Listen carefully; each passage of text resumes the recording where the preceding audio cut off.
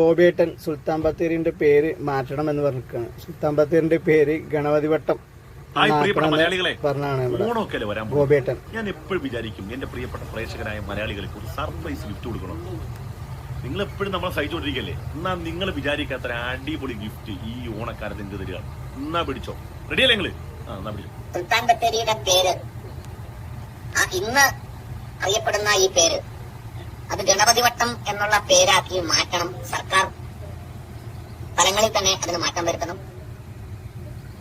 ഗണപതിവട്ടം എന്നുള്ളത് നമ്മുടെ നാടിന്റെ പൈതൃക. ഗോപേട്ട, സന്തോഷമായില്ലേ? വിശക്കുന്നവന് ഭക്ഷണമായി, മരുന്നില്ലാത്തവന് മരുന്നായി, വീടില്ലാത്തവന് വീടായി, ജീവിക്കാൻ വകയില്ലാത്തവന് അതിനുള്ള വകയായി, എല്ലാ നിലക്കും നമ്മുടെ നാടിന്റെ ദാരിദ്ര്യമൊക്കെ മാറുന്ന രൂപത്തിൽ അടിപൊളി ഒരു പ്രഖ്യാപനം വന്നിരിക്കുന്നു. ഈ വട്ടം എടുത്ത് വെച്ച് വലിയ ഒരു കലത്തിൽ വെള്ളം ചൂടാക്കിയിട്ട് പുഴുങ്ങി അങ്ങോട്ട് നിന്നോളി, എല്ലാ പ്രശ്നവും മാറും.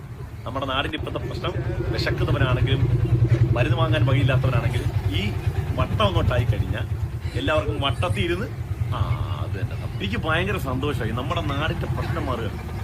നമ്മുടെ നാടിന്റെ യഥാർത്ഥ പ്രശ്നം എന്ന് പറഞ്ഞാൽ എന്താണ്? സുൽത്താൻ ബത്തേരി ഗണപതി വട്ടം ആകാത്തതാണ്. അതാവലോടുകൂടി നമ്മുടെ എല്ലാ പ്രശ്നങ്ങളും അവസാനിക്കുകയാണ്. ദൈവത്തിന് 1000 നന്ദി, ഒരുപാട് നന്ദി. ഭയങ്കര സന്തോഷം. ഇതൊരു ഓണസമ്മാനം കൂടിയാണ്. അടിപൊളി സന്തോഷം. അപ്പൊ മലയാളികളെ സുഖല്ലേ? പൊളിക്ക് ആഹ്ലാദിപ്പി, അർമാദിപ്പി.